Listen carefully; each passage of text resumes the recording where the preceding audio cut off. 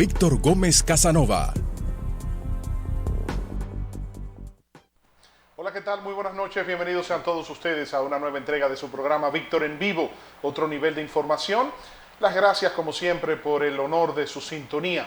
Esta noche estaremos conversando con un directo amigo, experimentado periodista a pesar de su juventud, Abel Guzmán Ten, editor político del periódico Diario Libre, pero con vasta experiencia. Anteriormente había sido editor político del periódico Listín Diario y además es uno de los analistas políticos de esta situación política que tenemos aquí en el patio, que no todo el mundo tiene la capacidad de poder analizar.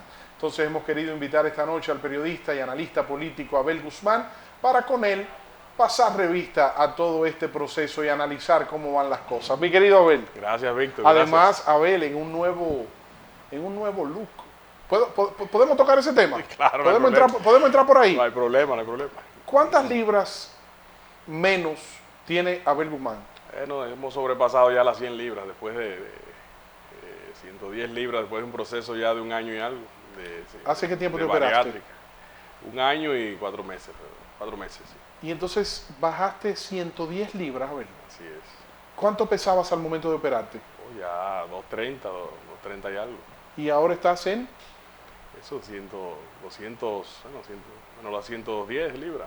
230. ¿Y cómo te sientes? ¿Cómo ha sido ese cambio en tu vida después de esta situación? No, eso, conversaba con alguien que se la estaba pensando hacer en los Estados Unidos. Aquí hay un problema grande en ese sentido y hay que tomar el toro por los cuernos. Hay un desastre de médicos que no están nucleados en la Asociación de Cirujanos Bariátricos, operando sin ningún proceso previo de preparación psicológica, porque esto tiene mucho de preparación psicológica. En Estados Unidos duran más de 6 meses preparándote. Yo duré un año mentalmente preparándome y yendo a médico.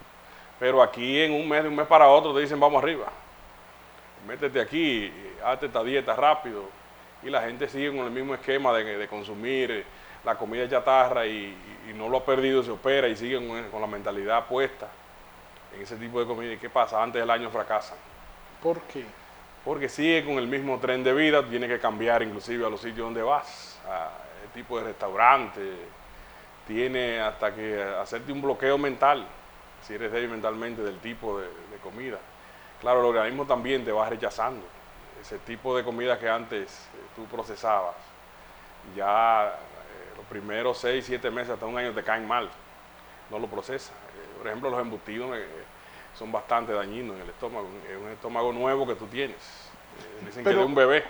Pero la adicción a la comida es una adicción como si fuera la bebida, el cigarrillo, a las drogas.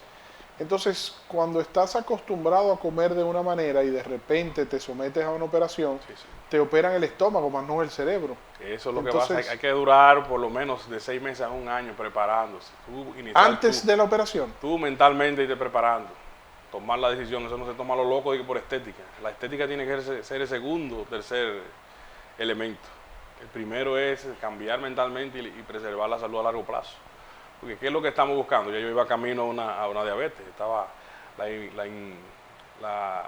glucosa, Sí. estaba ya a un nivel ya que estaba en la frontera. Entonces, si uno toma el toro por los cuernos a tiempo y te preparas mentalmente, vas a pasar una vejez o una adultez enfermo de diabetes, insulino dependiente, que es lo peor, además de las pastillas para la presión. Entonces hay muchos jóvenes y adultos. Es otro tema que en el país, eso no está dentro de la seguridad social, aquí no se opera. Aquí los seguros no quieren cubrirte ni los análisis para eso. Tienen los médicos que encubrir y decir que los análisis no son para eso, porque si descubren, tampoco te lo cubren. ¿Qué médico te operó? El doctor Pablo García. ¿En qué centro? El Centro Médico Dominicano. Ok. Muy bueno, un médico joven, somos contemporáneos, alrededor de 40 años, ¿no? Y es el secretario general de la Asociación de Bariátricos. ¿Y entonces qué tiempo duró la preparación previo a la operación? No, yo me preparé, yo empecé un año antes, yo mentalmente. Ahora ya cuando fui a otros médicos, hasta que me recomendaron, el doctor Gotró, gastroenterólogo muy famoso, me recomendó a... Claro, fue secretario Pablo de Estado García. de Salud Sí, Pública. sí, tú lo conocimos conoces, allá tú en el lo canal, conoces. claro que sí. Entonces es cuestión el médico no es que va a vivir contigo ahí. El médico dura un mes y al mes te sueltan. O los 2 o 3 meses te llevan un proceso. Entonces no es un niño, tiene que ser una persona con suficiente madurez que pueda llevar un proceso. Hay altas y bajas, como en todo, y tentaciones, pero hay que saber rejugar. Eso te iba a preguntar, el manejo de las tentaciones y tu entorno, tu esposa, tus hijos, tu familia, tus colaboradores más allegados. Tú debes de trabajar eso también, sí, con el entorno, porque no, tampoco te va a dejar de ser amigo. Por ejemplo, yo sé que a ti te gusta la comida. Claro. Víctor, come adelante, o yo pido una ensalada, cómete tú eso adelante, nos vemos allá ahorita. O tú te imaginas, me por ejemplo, tientes ahí. dije, no, que vamos a pedir esto delante de ti ahí. No, los amigos tienen que ayudar también, porque si no, ante los 2 años tú vas a estar de regreso. Pero hay que hacer un gran trabajo en el país, incluyendo eso dentro de la seguridad social. Porque es un país lleno aquí comemos mal, hay una obesidad alta, entonces hay que ayudar en gran proporción a cubrir esa cirugía dentro de la seguridad social Así es. y ordenarla, no todos los médicos que estén operando. Te felicito y qué bueno que puedas ofrecer ese testimonio, dar ese testimonio. Y me imagino lo que ha sido el cambio en tu vida. Te sientes mucho mejor ahora, ¿no? Así es. En adelante la lucha es mantenerse, ¿verdad? Y tratar de no llegar a los extremos, pero tampoco ceder ante, volver a ceder a las tentaciones. ¿Qué tiempo duraste post la operación sin poder ingerir alimentos? Es un mes, prácticamente un mes que dan de líquido, sobre todo los primeros 15 días. A dieta líquida. Ya dentro de ese mes empiezan los purés, la sopa suave, un mes. Ya en ese mes, imagínate un mes de dieta fuerte, ahí se rebaja ampliamente. Los primeros tres meses se rebaja mucho, prácticamente de golpe. Ya a los 5 o 6 meses se empieza a bajar, si no hace ejercicio debido, la dieta ya empieza ya a flaquear. Porque la gente, ¿qué pasa a la gente? Como te dejan el estómago como una manga, como un tubo, la gente que se lleva de la ansiedad lo que hace es que ingiere poca comida muchas veces al día y entonces te está engañando, está ingiriendo de casi la caloría que te comía antes por comer varias veces en el día, 6, 7 veces en el día y entonces con grasas, harina. Hay que tener un equilibrio entre la comida al vapor no frita, los vegetales hervidos sobre todo. Y el tema de la flacidez de la piel al momento de rebajar Eso tantas depende, libras eso de depende, golpe. eso depende exacto si tú haces algún tipo de ejercicio te ayuda. Sobre todo la natación ayuda mucho. La gente que no puede levantar, como es mi caso, la gente me dice, no, pero tú no te demacraste. Hay gente que se le Sí, arruga todo, sí. se le arruga la piel. No, lo que pasa es que quizás por el mismo proceso de lumbar que tengo en la columna, no pude levantar pesas, sino hacer ejercicio suave. Y eso me ayudó a no quedarme, ¿verdad? Como dicen, como un lagarto. Entonces, ¿qué practicaste? ¿Natación? ¿No? En el gimnasio, ejercicio suave, caminata. ¿Cardio? Y siempre que uno pueda, la natación, sobre todo para la espalda. Es un proceso de cambio de vida, de altas y bajas. Tú tienes que volver a... Hay gente que necesita por lo menos un año, 6 meses, el psicólogo ahí al lado, toda la semana viéndolo. Antes de y después de Y también. después de para no volver. Yo en 3 meses ya yo había soltado ya Y cuando la ves, ayuda. y cuando ves la comida que acostumbrabas a comer antes de la operación, una pizza, un hamburger o una comida que tú sabes que ya tu cuerpo no puede ingerir en la misma cantidad o de la misma forma que antes de la operación, ¿qué pasa en tu cerebro en ese momento? No, el cerebro, si tú no estás disciplinado, te dice, cómete 3 pedazos, 4 pedazos. Claro, el estómago no puede, ¿qué tú haces? Un mal día tú te comes un pedacito, porque si te bloquea los extremos, ¿verdad? Los extremos, ¿qué te van a hacer? Es como un adicto. Si te bloquea totalmente, entonces ¿qué va a hacer el adicto? Si hay un momento de desesperación y se come una caja en un día. Entonces hay que rejugar con eso, pero tratar de verdad de mantener una línea de comida no frita, comida sana al vapor. Si comía pescado antes frito de Boca Chica, cómetelo a la parrilla, a la plancha. Y por ahí. Bueno, por ahí. gracias por ese testimonio. Vamos al mambo. Don Abel Guzmán, ¿qué opinión te merece, Abel, la metodología y la reestructuración de la correlación de fuerzas del danilismo para escoger a Gonzalo Castillo como el candidato a enfrentar a Leonel Fernández? Bueno, creo que el caso de Gonzalo, él mismo ha dicho que es un fenómeno, yo creo que ha sido en el poco tiempo un fenómeno, porque ha logrado, claro, con la ayuda de la cercanía del presidente Medina, ha logrado aglutinar a gran parte del danilismo. Totalmente no, porque quedan algunas fichas como Reinaldo, Amarante. Aparentemente han estado en conversaciones con ellos para irlos integrando, pero todavía no han pasado la resaca. Pero ha logrado en poco tiempo eso que se llama aprender. Ha logrado aprender, ha llamado la atención y ha logrado nuclear, ha logrado reavivar el danilismo que estaba cabizbajo. Y todo el mundo lo sabe después del golpe de haber perdido el proyecto reeleccionista. Eso no se logra simplemente con señalar este es el ungido. Hay que tener algún tipo de talento, que en el caso de Gonzalo no es el discurso. ¿Qué ha tenido Gonzalo? Bueno, ha tenido una trayectoria de 20 años en ese grupo. La gente lo ha visto al lado de Danilo, de los momentos bajos, los momentos altos. Y por una u otra razón el presidente ha visto que tiene el carisma o la confianza necesaria para depositarla en él. Más allá de un capricho, digamos que algo habrá visto un hombre de visión como Danilo en un candidato que no es un político tradicional, que no tiene ese fogueo ni esa preparación discursiva a la que estamos acostumbrados a ver en el país.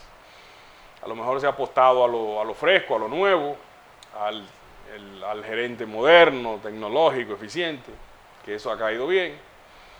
Sin embargo, tendrá que librar una gran batalla en este tiempo, ya estos 26 días, 26, 25 días que le quedan para enfrentar a un expresidente que tiene más de un año posicionándose, como Leonel Fernández, con un discurso basado en lo que hizo en sus gobiernos, las realizaciones que están ahí palpables, con debilidades sobre todo por su entorno político, que a algunos sectores le dan miedo volver a ver gran parte de su entorno, que aunque el presidente ha grabado unos spots hablando con jóvenes, el entorno no da esa impresión, no acaba de convencer de que su entorno de confianza, de que su gabinete sería nuevo, porque que los generales que están son los mismos. Ahí tú tomas, por ejemplo, hay una persona que es su jefe de campaña que sí tiene una buena imagen, Radamés Jiménez. Una persona de cercanía o que no es conflictiva, muy leal, decente, de un discurso que no es agresivo. Pero después de Radamés Jiménez, el entorno del presidente Fernández tiene un pasado de controversia y de conflicto y de lo que el presidente, contrario a lo que el presidente ha posicionado, que es la sangre nueva. Que el PLD, hay que decirlo, la sangre nueva no es muy abundante. Creo que eso ha sido parte del éxito momentáneo del precandidato Gonzalo Castillo, que ha logrado, ¿verdad?, reavivar esa esperanza que tenía perdida el danilismo. ¿Hasta dónde lo podrá lograr? Hay que esperar estos 20, 25 días y que se den algunos mensajes, ¿verdad? Un mensaje de una compactación total y ver sobre todo si el presidente Danilo Medina va a salir a las calles a echar el pleito, porque es un asunto, aunque ha estado totalmente el presidente detrás, ¿verdad?, del proceso, inclusive de seguimiento en todo el proceso de las encuestas. No es lo mismo una persona que el presidente le levante la mano a que mande a sus leales. Mandó a Carlito Pared, hermano de Reinaldo, manda a sus asistentes, pero no es lo mismo que el presidente esté en un acto ahí levantándole la mano y salga a la calle por lo menos 2 o 3 veces a la semana en un acto. Y ahí las cosas cambian. ¿Tú entiendes que el presidente va a hacer eso? Tengo entendido que en un momento lo va a hacer. Tengo entendido porque este es un pleito en el PLD, la gente lo ve muy positivamente. El PLD siempre se pone de acuerdo, pero las diferencias han llegado a un nivel tal que a uno se le hace difícil creer que en el PLD habrá una reconciliación real, o un acuerdo real, porque esto es o te vas tú o me voy yo, o subo tú y sales tú, subo yo y sales tú. A los fines de imaginarnos un PLD reunificado, compacto, después de las primarias del 6 de octubre, ¿cómo tú consideras que sería mejor para esa unidad? ¿Gonzalo como candidato presidencial o Leonel? Bueno, con el expresidente Fernández como candidato tendría que haber un acuerdo muy fuerte, que ponga el gobierno totalmente detrás, el danilismo, que no se sienta que va a ser perseguido políticamente, algo un poco difícil, porque una vez el leonelismo gane la candidatura, si así lo logra, o gane la presidencia de la República, no hay ninguna ley que le obligue a ellos, ni algo de lo más real que tengan que dejarle una cuota del gabinete o que un proceso penal de algún ministro no camine, como pasó en el caso de ellos, y está pasando con Díaz Rúa y otros casos de Félix Bautista. O sea, no hay una seguridad 100% de que no hay una persecución tipo PRD internamente, como se dio en esa organización. La crisis que hay en el PLD yo creo que es de confianza, que se perdió hace ya varios años. Una confianza y un odio fraternal, un odio fratricida que hay en ese partido, en el que los dos principales líderes no hay forma que se tomen un café, y se quedó evidenciado en el proceso de reforma. No hubo manera ni con un mediador interno ni externo para que pudieran sentarse. Si se da ahora un acuerdo, no se puede descartar en política, no se puede descartar nada. Pero, ahora, que sea real, que no haya fisura, que el gobierno realmente lo apoye. ¿Cuántas veces no se dijo que Hipólito apoyó a Miguel Vargas en el 2008 y salió hasta con una gorra a hacer campaña? La integración supuesta del PRD en el 2011 sin Miguel, eso afectó mucho a la candidatura de Hipólito Mejía, finalmente en el 2012. Igualmente, si Leonel Fernández pierde la convención en el PLD, esa unidad sería un tanto difícil, porque ¿qué le pueden ofrecer a ese sector? Si en 8 años ya se han sentido excluidos, dicen que el danilismo ha gobernado más hacia afuera que hacia adentro del PLD, han sido los opositores número 1 por encima del PRM del propio gobierno, y lo que uno oye en boca de varios dirigentes del comité político es que este partido está dividido. Eso lo dicen fuera de récord. Este partido está dividido y no hay forma de entendimiento. o sea que gane Gonzalo la candidatura, ¿no sería más fácil lograr esa reunificación que si gana Leonel? Es difícil la reunificación en ambos casos. Es difícil. Podrá Gonzalo tener más apoyo tal vez con el apoyo del gobierno, ¿verdad? Y vendiendo una buena campaña, de reconocimiento, de posicionamiento. Aunque le atribuyen, ¿verdad?, varias debilidades, hay amenazas ahí del caso de Brecht, que los mismos dirigentes del PLD, el leonelismo, están usándolo ya desde ya en la campaña. Inclusive se utilizó en la misma pre-campaña de los danilistas. A ese nivel están las cosas en el PLD, que la campaña sucia salió en el propio danilismo contra los candidatos, entre los candidatos del danilismo. O sea, que ha llegado a un proceso de desintegración real de ese partido, que lo amenaza como el último mohicano del sistema de partido. ¿Qué tú entiendes, Abel, que pasó con la reforma? ¿Por qué entiendes que el presidente tomó la decisión de no impulsar la reforma y cómo evalúas esa decisión? Bueno, el presidente llegó un momento en que los sectores que se oponen, incluyendo la oposición, llegaron a trincherarse, y lo que le puso la tapa al pomo fue el factor externo de Estados Unidos. La llamada de Pompeo. No tengo duda de que eso influyó mucho. Como una persona que esté dentro del danilismo te va a decir que no, fanatizado, pero el que está afuera, en el medio de la embajada, los partidos y del gobierno, sabe el factor y la preocupación que había desde el poder externo, desde la embajada de los Estados Unidos y del Departamento de Estado, que finalmente recibió la alerta desde aquí de que ese proyecto ya era prácticamente un hecho.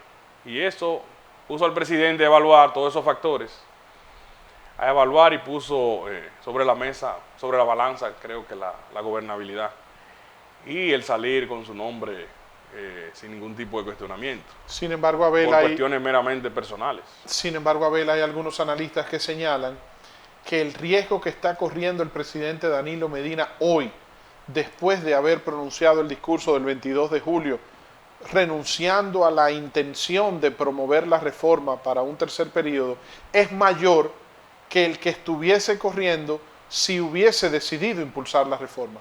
Bueno, a lo mejor por eso, por lo de la crisis de confianza que hay entre esas dos tendencias. No creo que la oposición llegue y si gana el PRM, hay una persecución contra el presidente Medina. No creo que haya ese espíritu. Más no así si gana el otro grupo, como van las cosas. ¿Entiendes tú que el danilismo y el propio presidente Danilo Medina se pudiera sentir políticamente más amenazado por el expresidente Leonel Fernández que por Luis Abinader o el PRM? Hoy día es así. El que te diga que no está mirando con los ojos fanatizados. No hay confianza, no hay ningún tipo de avenimiento en esos sectores ahora mismo en el PLD. Después del 6 de octubre hay que ver qué tiempo se toma recomponer esa unidad. ¿Tiene posibilidades reales el PRM de ganar las elecciones? Luis Abinader ha mantenido una consistencia en el liderazgo de la oposición. Entiendo que ha sido producto del mismo trabajo que ha mantenido sostenido desde el año 2012, aunque inició su pre-campaña en el 2008, el mismo 2008. Eso le ha ayudado. Luis Abinader tampoco es una persona que es un gran orador de eso de masas. Y lo que pasa es que esta época de la política ya no es de discurso de masa ni de discurso decimonónico. Antes, La gente lo que busca es un liderazgo coloquial, un liderazgo común que te resuelva los problemas, te ofrezca una confianza de cambio, frescura y modernidad. antes los liderazgos eran mesiánicos. Esos grandes discursos de Así Fidel es. Castro Así es. entusiasmaron a toda una generación en toda América Latina. Aquí en República Dominicana el liderazgo, la sabiduría del profesor Juan Bosch, cuando se dirigía al país a través de Tribuna Democrática, hablando de los tutumpotes, los carros de pescuezos largos, los hijos de Machepa, después el presidente Balaguer con una gran oratoria, posteriormente también el doctor José Francisco Peña Gómez con ese discurso encendido, revolucionario, que enardecía a las masas, el expresidente Leonel Fernández. Danilo Medina no, Danilo Medina ha tenido un estilo más práctico que de teoría, es más cercano, es más pragmático. Sin embargo, ¿qué busca hoy el electorado? ¿Qué motiva al electorado hoy a votar por una persona que aspire a una candidatura? La gente le gusta la cercanía. Ya antes ese líder que era intocable, la nueva tecnología, la nueva tendencia, lo han ido dejando atrás. Además, ¿qué busca la gente? Que te pueda ofrecer algo que tú entiendas y que te pueda llegar. El presidente Medina ha roto ese parámetro de ese liderazgo mesiánico, cuyo último líder y eslabón es el expresidente Leonel Fernández. Y es totalmente el mismo esquema que hemos hablado. Y entonces no sería un contrasentido, una contradicción que se postule nuevamente el expresidente Fernández cuando él encarna un estilo que ya no es lo que demanda el electorado. Bueno, porque hay todavía un arraigo en la sociedad, que hay una gran parte de la sociedad que cree en ese sistema, que cree en ese estilo, en el liderazgo, ¿verdad?, en las nubes, teórico, en ese intelectual, ese déspota ilustrado que marcó Joaquín Balaguer. Y ese presidente Fernández se mantiene con un discurso, ¿verdad?, siempre apelando a la modernidad, pero representa ese pasado de liderazgo del país, que entiendo que hizo la transición con Danilo Medina hacia la modernidad, y que Gonzalo, aunque no es un político tradicional, se le asocia a ese estilo del presidente Medina, de ir, bueno, ahí fue a toda la visita sorpresa con el presidente Medina, de resolver, del gerente, de la persona de poco hablar. El presidente es prácticamente un presidente mudo. Y en ese sentido se le ha visto también a Castillo como un candidato, un precandidato de poco hablar, de poco discurso corto de 3, 4, 5 minutos. Sin embargo, en las entrevistas se abre. Lo hemos visto tanto en El Sol de la Mañana, en el Diálogo Libre, donde se ha explayado y ha salido otro tipo de personaje, no tan tímido como se ve en esos discursos, o cuando tiene una cámara solo frente a sí. Se le ha visto mucha vivencia política. Bueno, desde su propia imagen. El expresidente Fernández es un hombre de saco y corbata. Como mucho, chaqueta y camisa manga larga sin corbata. Pero fíjate que ya se quitó el bigote, quitó el bigote y ya anda sin corbata el presidente Fernández. Sí, sin embargo Gonzalo se ha caracterizado siempre por ser un ministro de mangas cortas. Así es. Pero la sociedad ha ido cambiando y eso se va a reflejar ahora. ¿Qué va a pasar en el PLD? Le va a beneficiar mucho al PLD y sobre todo al danilismo las primarias abiertas. Ese pleito de las primarias abiertas. Hoy no tuviera nada que buscar el danilismo con una primaria cerrada. Nada. ¿A qué se apuesta? Hay un factor clave ahí, los aliados del gobierno. ¿Cómo así? O sea, si las primarias fueran cerradas, ¿tú entiendes que Leonel Fernández ganaría de calle? No habría nada que buscar en el danilismo. ¿Qué pasa con el danilismo? Con un candidato nuevo, sobre todo. ¿Y en qué están los votos? El PRD registró 43,000 militantes, fue solamente. y sacó 200.000 votos. ¿Dónde van a estar los 150.000 votos del PRD disponibles ahí? ¿Hacia quién? Pregúntame tú. No, pero además tú sabes que... 200.000 votos del Partido Reformista, ponle 150.000. ¿Hacia dónde se van a dirigir? No, pero tú sabes que inclusive los dirigentes, o sea, con el modelo de primarias abiertas, Claro. los que están inscritos en el padrón del PRM pueden ir a votar a las primarias del PLD. Hasta los que están inscritos en el padrón. O sea, todos los dominicanos y dominicanas que estamos inscritos en el padrón de la Junta Central Electoral Así es. podemos ir a 7 votar a las millones y primarias del tanto. PLD. Así Claro, es. donde no podemos ir a votar, al menos que no esté inscrito en el padrón, es en la primaria del PRM, pero en la del PLD Exacto. puede votar toda la ciudadanía, Que eso es la amenaza que tiene el PRM, es que tenga una votación baja por eso. en comparación con la del PLD. Mucha gente que inscribieron Hipólito y Luis no saben que están en el padrón del PRM, ese es otro punto. Yo estaba ahí, sáquenme. ¿Cuántas personas tú crees que Algunos. podrían ir a votar en las primarias del PRM, que son cerradas, versus la cantidad de personas que votarían en las primarias del PLD, que son abiertas? Si el PRM no logra por lo menos entre 600 y 700.000 votantes, se le va a tildar de que fue un fracaso, porque tiene 1.300.000. Tú Tiene estás que ir hablando más del de 50% del padrón. Tiene que ir por lo menos el 50 o más del padrón inscrito, porque se supone que es un padrón de personas recientes que tú inscribiste y que tienen una afiliación, un compromiso con ese partido y que 2 líderes han ido motivando. En el caso del PLD sí se espera que vaya inclusive 1 millón o más. Más de 1 millón de Pero personas. si el expresidente Fernández dice que tiene 2 millones registrados, ¿verdad? Y el danilismo tendrá 1 millón y algo, supuestamente, tienen que superar el millón. ¿Qué te parecieron necesariamente. las declaraciones de Gonzalo Castillo en el día de hoy, cuando ayer los leonelistas dijeron que esos General miembros sin del tropa. comité político son generales sin tropa? Y entonces Gonzalo Castillo respondió hoy diciendo, el 6 de octubre veremos quién tiene tropa y quién no. Bueno, las tropas precisamente se van a presentar mañana, entiendo que en una asamblea dirigencial, Un almuerzo. un almuerzo que hay en el Hotel Sheraton del danilismo, donde van a ir los presidentes intermedios, presidentes de comité de base, Miembro del comité central, miembro del directores comité político. directores provinciales, directores municipales. Creo que Alcaldes, ahí, diputados. Ahí tendrá el danilismo el chance de presentar si tiene sargentos y si tiene tenientes, y si tiene, o nada más tiene generales sin tropa. Pero el aspecto que te decía de las primarias abiertas, ¿quién va a ganar en el PLD? No solo el que logre encantar más personas, sino quien lleve más gente a votar. El día de. El día de quien lleve más gente a votar del padrón de la Junta Central Electoral.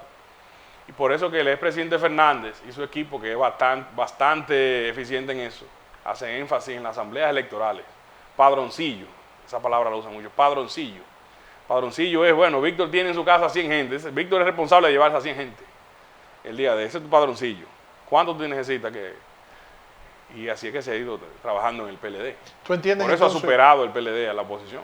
¿Tú entiendes, Abel, entonces que las primarias abiertas son un factor positivo para el danilismo y la Así candidatura de Gonzalo Castillo? Esa es la esperanza del danilismo, para vencer al presidente Fernández, que hoy día algunas encuestas lo dan empatado, pero todavía está por encima el presidente Fernández de Gonzalo, en gran parte de las encuestas. Ellos hablan de que antes del 20 de este mes o antes de finalizar el mes de septiembre estarían ya superando, esa es la meta que tienen, superando al presidente Fernández en las simpatías. Dentro de 10 de las días. encuestas. ¿Qué informaciones tienes? ¿Qué manejas? ¿Qué te parece que pudiese ocurrir con el tema del secretario general y presidente del Senado, Reinaldo Pared Pérez, y Carlos Amarante Barret? Sobre todo en el caso de Reinaldo, que es una persona que es el secretario general, hombre que siempre se le ha visto como la segunda figura del danilismo, es un factor clave a nivel de imagen que puede pesar mucho en lo que se quiere vender de desunión, en la compactación del danilismo. El mismo Gonzalo Castillo decía en un programa hoy, yo necesito a Reinaldo y Amarante y otros dirigentes para poder ganar.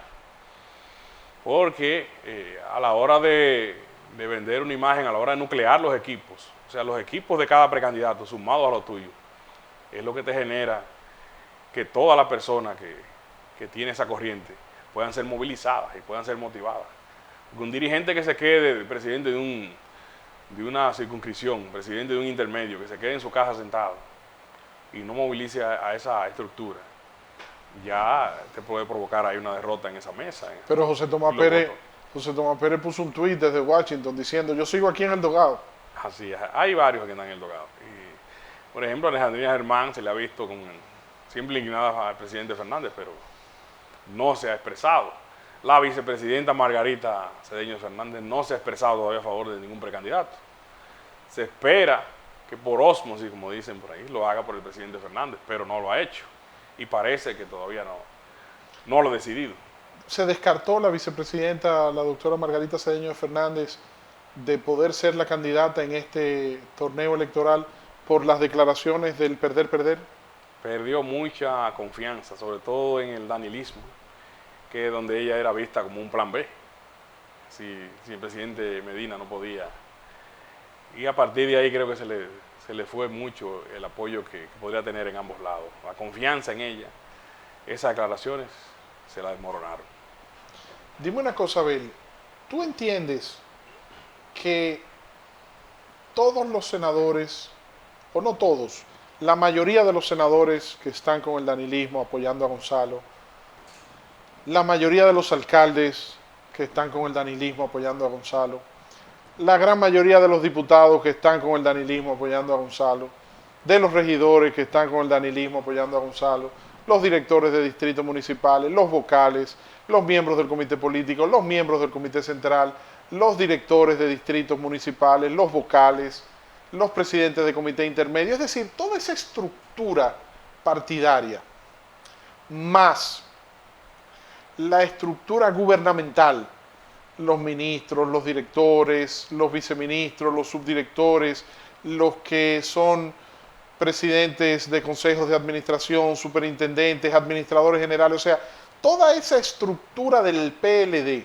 tanto desde el ala partidaria como desde el ala gubernamental, encarnadas en el danilismo, apoyando a Gonzalo Castillo, no son una garantía sine qua non de triunfo para Gonzalo Castillo y el danilismo. Bueno, esa es la apuesta. La apuesta es que a la hora que esa maquinaria, artillería pesada, como le he dicho, se despliegue, porque ahora hay que crear un comando de campaña, por ejemplo, por región. Esos miembros del comité político, esos alcaldes y senadores, van a tener una responsabilidad en su provincia de movilizar a toda la estructura. Es importante que la estructura del partido se puedan movilizar y se puedan articular. Gonzalo es un precandidato que tiene un 65% de conocimiento frente a otros, como el presidente Fernández y Luis Abinader, que superan un 90% de conocimiento, al igual es el presidente Hipólito Mejía. Debe seguir ampliando el conocimiento y que la estructura, realmente los votos se canalicen. Recuerda que esto es fraccionado.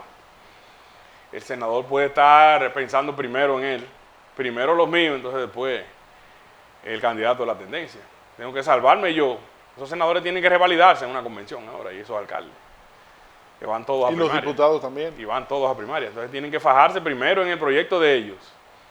Claro, y teniendo pendiente el compromiso de la corriente, porque eso lo garantiza también que algunos de esos votos vayan directo a ellos, aunque el nivel de rechazo que pueda tener alguno es lo que ayuda en el fraccionamiento a votar por otro aspirante que no sea de la corriente. Y ahora hay un tema con el voto automatizado y con un reto. O sea, un hecho sin precedentes, primarias simultáneas, abiertas y cerradas el mismo día. Sí. Pero a eso súmale otro hecho sin precedentes, el voto electrónico. Y con una campaña corta de educación. Aquí hay gente, no porque sea difícil el voto es facilísimo. Pero aquí, ¿cuánta gente no tiene celulares análogos? Y le tienen miedo a la tecnología. Un alto porcentaje. Entonces esa gente va a necesitar, inclusive hay personas que le ayuden. Asistentes. Voluntarios ahí, pero ¿cómo ayudarles si el voto es secreto? Entonces una gente que no sea ciega ni tenga ningún problema, ¿cómo lo van a ayudar? ¿Cómo le van a decir? Espérate. O sea, va a haber una tendencia de ese que le ayude también. Hay muchas cosas la gente le tiene miedo también al hackeo, aunque no esté en la red, a que esa máquina no den el voto realmente como es. La gran prueba de fuego va a ser para la Junta esa primaria de ahora, del 6 de octubre. Y de ahí depende del éxito o fracaso, si se implementan en las elecciones de mayo, que amenazan con ser tres procesos electorales. Claro que sí, febrero la municipal, mayo no hay la forma presidencial de y que congresual. en esas municipales se determinen los votos, si es manual, para las elecciones de mayo. No hay Sí, forma. pero Entre impugnaciones y gente que no se sabe si ganó, regidores que no se sabe si ganaron, vocales. el tema está en lo que tú decías del nivel del conocimiento. O sea, cuando me Y la aparece, apatía de la gente. pero además de la apatía, el conocimiento. O sea, cuando tú me presentas en una pantalla una fotografía de Gonzalo Castillo y otra de Leonel Fernández, ahí el conocimiento tiene un peso determinante, como tú señalas. En contra de Gonzalo el conocimiento, pero en contra de Fernández la tasa de rechazo. Fernández tiene un techo de votación fijo y una tasa de rechazo alta. ¿Por qué? Es un líder que ha sido 3 veces presidente, es un líder que levantó y levanta muchas pasiones, y el que levanta muchas pasiones también genera mucho rechazo. Es la tendencia a los liderazgos fuertes. A propósito de las elecciones divididas entre febrero, las municipales, y mayo, las congresuales y presidenciales, ¿cómo entiendes que va el proceso de reforma para unificar las elecciones y habilitar El proceso sigue, al presidente Danilo Medina después del 20? el proceso sigue teniendo el mismo escollo de la otra vez, político, la habilitación del presidente Medina. El sector de Fernández se resiste radicalmente a habilitarlo en el 24. Lo ven como una amenaza a una posible reelección del presidente Fernández, lo ven como una amenaza también a la continuidad de ese sector en el poder, si logra la presidencia, y siguen la misma contradicción en ese punto. Ahora el país está unificado en que, valga la redundancia, se unifiquen las elecciones. Lo que divide ahora al empresariado de algunos sectores de la sociedad civil es el momento, si ahora o después de la primaria, si ahora o después de las elecciones, después del año que viene. Entiendo que las condiciones están dadas para que esos procesos se busque la manera de que no se compliquen y se unifiquen, porque vamos hacia lo desconocido, vamos hacia problemas de violencia que pueden darse entre las alcaldías, en las directores de distritos municipales, que es donde hay mayor nivel de encono, donde se puede ganar o perder por uno de votos, 2 votos, un regidor, un alcalde, un vocal. Y ahí es que está el mayor grado de amenaza para el proceso electoral. De acuerdo a Abel Guzmán Ten, ¿cuándo sería el mejor momento para hacer esa reforma y unificar las elecciones? Entiendo que debe ser este año ya. Antes de las Antes primarias. de diciembre. No antes de las El primarias. tiempo ahora podría apremiar mucho, porque absorbe mucho el momentum político que se vive. El Congreso, los legisladores están en pre-campaña, están con Gonzalo, están buscando su posición. Entonces eso podría ir en contra, el reloj ya y el momentum. Pero entiendo que se debe hacer este año, sin lugar a dudas, antes de diciembre. Abel, vámonos al PRM. ¿Das por un hecho que Luis Abinader sea el candidato? Indudablemente que Abinader tiene la estructura, tiene el dominio y hoy día el padrón en las manos del PRM. Dicen los seguidores de Hipólito Mejía que ellos inscribieron más personas en ese padrón que la estructura política de Luis Abinader. No, ahí vamos a lo que te decía. El hecho de que una gente inscriba en el PRM a sus allegados, a sus amigos, hasta por apoyarte a ti como precandidato, alcalde o diputado, no quiere decir que esos votos van directo a un candidato. Tú tienes que tener una base de datos registrada de tu dirigente, de los comités afectivos, y el que tenga mayor simpatía dentro de ese padrón. El presidente Mejía no gana en ninguna encuesta, no pasa de un 20% en ninguna encuesta. ¿Cómo tú crees, ¿Cómo tú crees que queden los números en el PRM? Deben dar similares al proceso anterior, 70-75%, Luis Abinader. Abel, ¿a quién le conviene más al PRM y a Luis Abinader como candidato de ese partido, como candidato del PLD para que sea su competidor? ¿Leonel Fernández o Gonzalo Castillo? ¿Con cuál de los dos iría más cómodo? Desde el punto de vista del PRM se entiende, y uno lo puede ver, que el expresidente Fernández es más conveniente para ellos porque no tendría, es lo que dicen, no tendría. ¿A qué le teme el PRM? Al apoyo del Estado, al uso de los recursos del Estado que le teme el PRM. Se entiende que el expresidente Fernández no lograría ese apoyo del gobierno, por ende es el candidato más vulnerable, además que tiene mayor tasa de rechazo. Eso desde el punto de vista del PRM es lo que uno podría coincidir. Ahora, no se puede subestimar, como dijo Danilo en una entrevista en la que usted estaba, al motor del partido. ¿Quién es el motor del PLD? Es el presidente del partido. Y el arraigo del expresidente Fernández si no moviliza a su gente, el porcentaje que tú quieras que le quede si pierde las primarias, puede ser un factor clave para que haya o no hasta una segunda vuelta o para un triunfo de la oposición. Si se ha estado especulando sobre la posibilidad de que diversos partidos encabezados por el Partido Reformista presenten una candidatura del alcalde del Distrito Nacional, David Collado. ¿Has escuchado algo de eso? ¿Manejas algún tipo de información en ese sentido? Lo he escuchado, tiene mucha probabilidad en el sentido de que hay una condicionante. Están los sectores que apoyan a David Collado, tienen resistencia a que el expresidente Fernández sea el candidato. Si ven que el expresidente Fernández gana las primarias, pues es muy probable que David Collado pueda surgir como candidato de esos partidos fuera del PRM, dentro de ese apoyo de empresarial que tiene, que busca una manera de que no regrese ese grupo. Por eso es que se hace mucho énfasis en la fuerza del pueblo con Leonel. O sea, no tenemos a unos sectores dominantes, pero tenemos a la base, tenemos a los motoconchistas, tenemos a la base del PLD rebelada contra el gobierno. Y ese es el kit del asunto. Creo que hay una guerra entre sectores ahí y poderes fácticos, que podría darse un ajedrez muy interesante dependiendo de los resultados de las primarias de este 6 de octubre. Hasta ahora no veo la actitud en el alcalde de ir. Claro, el político se debe al momento y se debe a quienes lo apoyan.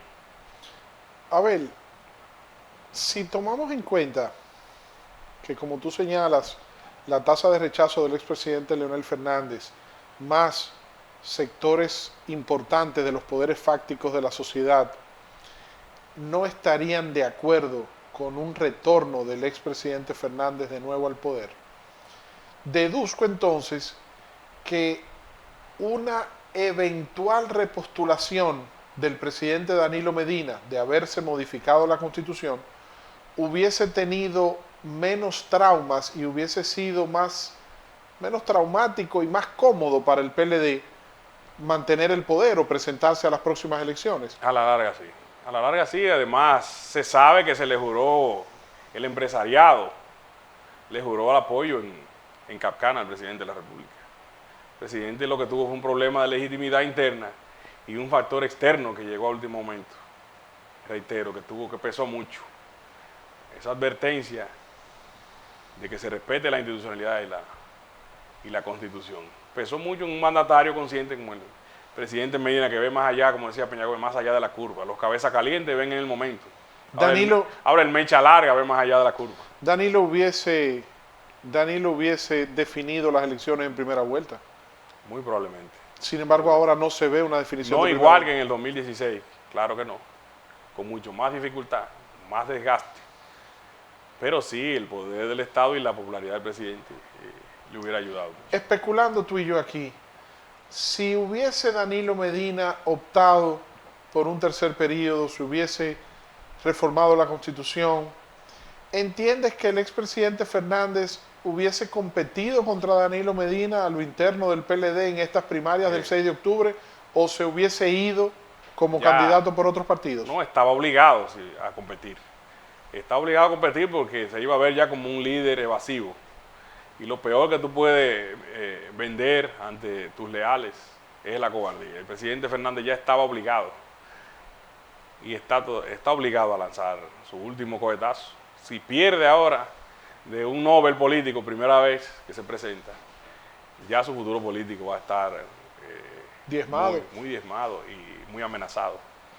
Ahora, si logra ganar este segundo round, se va a posicionar ya como el líder del PLD, porque le ha ganado 2 rounds al presidente de la República, estando en el poder, con el toro en los cuernos y con a toda su legión, a toda su cuadra, detrás de un delfín ungido por él. ¿Cuál sería el futuro político del expresidente Leonel Fernández si no logra la victoria y sale derrotado en las primarias del 6 de octubre próximo?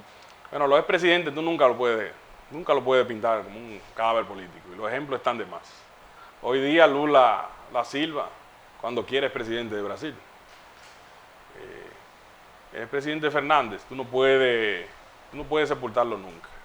Es una persona con muchas habilidades, Pero sí el proceso de desgaste, el proceso de tasa de rechazo, te va quitando ese brillo inicial que tú tenías. El presidente sí logró recuperarse de ese gran golpe que tuvo con el quirinazo y ese gran auge que tuvo el presidente Medina de ganar con más de un 60% como líder absoluto del PLD. Ha logrado una gran recuperación que quizás la misma indefinición del presidente Medina fue que lo ayudó a crecer dentro de ese marco de indefinición. No se puede hablar de cadáveres en política, no puede sepultar a nadie. Ahora, este proceso podría ser su último cartuchazo. En caso de que suceda lo contrario y logre el expresidente Fernández alzarse con la candidatura, ¿cuál sería el futuro político del presidente Danilo Medina? El escenario de enfrentamiento no va a parar entre Fernández y Medina. Hay una próxima batalla que se ve después de las elecciones, que es por la dirección y el control del partido. Recuerda que las autoridades del partido hay que renovarlas después de las elecciones. El presidente Danilo Medina podría y tiene toda la posibilidad de aspirar a la presidencia del partido. Y ahí enfrentaría al presidente, el presidente Fernández en esa posición buscándolo desplazar. Ya con un presidente candidato, si lo logra Fernández, las cosas son más difíciles de desplazar. Sin embargo, Danilo Medina... El pleito estaría más parejo si el presidente Fernández gana la presidencia de la República. Ya las cosas empiezan, el liderazgo empieza a tomar otro color, otro nivel, más cerrado entre los dos. Sin embargo, Abel, el presidente Danilo Medina, cuando enfrentó al entonces presidente Leonel Fernández, nunca llegó a los niveles de confrontación a los que ha llegado el expresidente Fernández contra Danilo. Sí, evidentemente en el discurso del presidente desistiendo del proyecto se quedó claro su enojo y se siente lastimado por ese sector que ha seguido con la misma actitud. El error que ha tenido, comentaba con un alto danilista, si ellos no hubieran maltratado al presidente, Fernández fuera candidato fácil, lo dijo un colaborador cercano. Pero ese proceso de enfrentamiento y de acorralamiento del presidente Medina es lo que tiene hoy a un danilismo con la esperanza puesta en cerrarle el paso con Gonzalo Castillo y no dejarle el camino tan fácil para que sea candidato. Hay una situación o una coyuntura de tercera vía, de tercera fuerza.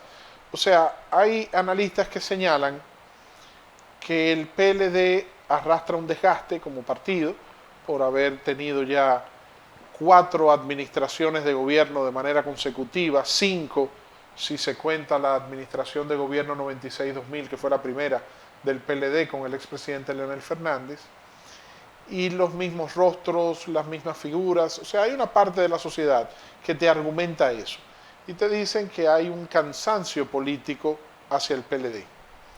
Sin embargo, quienes te señalan eso también te dicen, pero Luis Abinader y el PRM no capitalizan eso, no despiertan el entusiasmo suficiente como para lograr desplazar a ese PLD del gobierno. El PRD está aliado al PLD. El Partido Reformista se ha disminuido mucho y ha prácticamente desaparecido del escenario como opción de poder para la presidencia de la República. Se siente un vacío que serviría de tierra fértil para una tercera vía. Hoy día no hay una tercera vía, no hay... ¿Quién lo encarne? Había una amenaza con Ramfis Trujillo, pero se ha ido disminuyendo. Hay una hostilidad hacia ese pasado que pervive, que supera con creces al poco porcentaje del trujillismo que hay en el país. El país no hay trujillismo, a él no lo siguen por trujillismo, lo siguen por lo de mano dura y lo de orden, lo de disciplina. Pero cuando tú equiparas en una balanza ese pasado y todos esos crímenes que hubo y esas atrocidades, la gente le tiene miedo sí, porque aquí no lo apoya. Aquí pedimos mano dura, pero es para el otro. Claro. No para aplicárnosla a nosotros mismos. No han podido, es lo que ha pasado con los candidatos, que ellos mismos lo reconocen, los precandidatos del danilismo, no prendieron. No hay una tercera fuerza, no ha aprendido, ni se ve que que prenda por ahora. A propósito, Las encuestas sí lo dicen. A propósito de eso, después de Gonzalo Castillo, ¿quién ha sido en el danilismo el gran ganador de este proceso de preprimarias? Bueno, entiendo que Francisco Domínguez Brito logró, sin el apoyo de una tendencia, un buen posicionamiento. Y podría ser tomado en cuenta en el próximo proceso si se mantiene trabajando la imagen y se mantiene, no suelta como han hecho muchos líderes que guardan su proyecto en la nevera o en un archivo y no hacen política dentro de 4 años. Eso le ha pesado mucho a otros candidatos con más aval político, como Reinaldo Pared, que inclusive apagó su propio proyecto político en el proceso de la reforma, un error grave también. Congeló su proyecto. Mientras Navarro y los demás continuaron, Reinaldo lo congeló. Un error. Entiendo que Domínguez Brito a futuro tendría una buena perspectiva por el posicionamiento que logró en la Temístocles Montaz ya prácticamente se ha convertido en el vocero de los precandidatos en apoyo a Gonzalo Castillo. Así es, ha sido un ganador también en el sentido del puntaje en el danilismo, sobre todo con el presidente, en la confianza, en recuperar la confianza con el presidente Medina. Manuel Crespo y Melanio Paredes.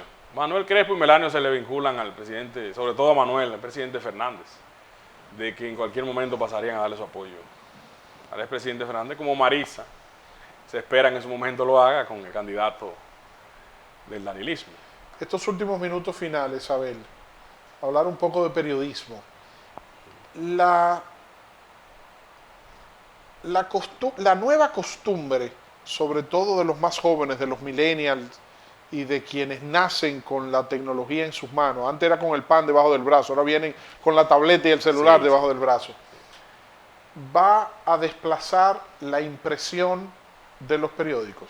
Lo está haciendo aceleradamente y eso provoca muchos retos y debilidades. Fortaleza, pero muchos retos y debilidades del periodismo tradicional. ¿Por qué? En un momento dado te lo cualquieriza. Y el imperio de la falsedad, el imperio de la manipulación. Los fake news. Los fake news, la posverdad, ¿verdad? Que estamos en medio de esa era, que es una gran amenaza para la carrera tradicional y el amor que se le tiene tradicionalmente al periodismo, que no se veía venir de esta manera tan rápida y para lo que no se preparó. No se prepararon las escuelas de comunicación, ni se prepararon los periodistas tradicionales para este boom que se está viviendo. Y creo que aquí va a jugar mucho el compromiso y la ética profesional para mantener la credibilidad mundial de la comunicación, que está muy amenazada hoy por el acceso, que si bien es cierto te ayuda contra el poder, contra la falsedad establecida del poder, también te banaliza y te cualquieriza la información y te ayuda a manipularla de un aspecto, para eso mismo poder utilizarla y manipularla. La multimedia también, ya no es solamente el periódico impreso o el periódico digital, sino también inclúyeme el video, claro, y también inclúyeme el audio. No, y los celulares es lo que han puesto, es la mayor lectoría de las noticias digitales, están cerca de un 60-70% de los celulares. Sin embargo, Diario Libre es una plataforma digital desde hace muchos años, desde antes que la parte digital tuviera el boom que tiene hoy día. Ya Diario Libre había trabajado su plataforma digital con gran responsabilidad. Sí, porque se tuvo la visión de irse preparando para ese momento, que a muchas grandes cadenas eso lo sorprendió. Y hoy es que están tratando de montarse en la patana. Cada año la publicidad tradicional en los medios escritos baja, entre un 10 y un 15%. Y la digital sube. Exacto, el papel irá desapareciendo. Es una realidad que la gente habla de 5 años, 10 años, que en cualquier momento te sorprende que los periódicos van a ser totalmente digitales. Gracias. Y de suscripciones hasta de revistas mensuales. Gracias, mi querido Abel Guzmán Tene, editor político del periódico Diario Libre, un destacado periodista y analista político. Hemos tenido el placer de conversar con él esta noche para deleite de todos ustedes. Esperamos que haya sido de su agrado. Le agradecemos a ustedes por su sintonía y la invitación para estar de nuevo con nosotros mañana a las 11 de la noche por aquí por Teleradio América, canales 12 y 45. Y también recuerden nuestro canal de YouTube. Usted entra a YouTube, le da Víctor en Vivo y allí puede suscribirse para ver todas las entrevistas, comentarios, todo el contenido de nuestro programa y también a través de nuestras redes sociales, Víctor en Vivo en Twitter y en Instagram y nuestro fanpage en Facebook, Víctor en Vivo. en Snapchat, también como Víctor en Vivo. Y muchísimas gracias por su sintonía. Buenas noches, que Dios les bendiga, mi querido Abel. Gracias a ti por tu tiempo. Se complace en presentar el programa Víctor en Vivo. Otro nivel de información. Víctor en Vivo. Gómez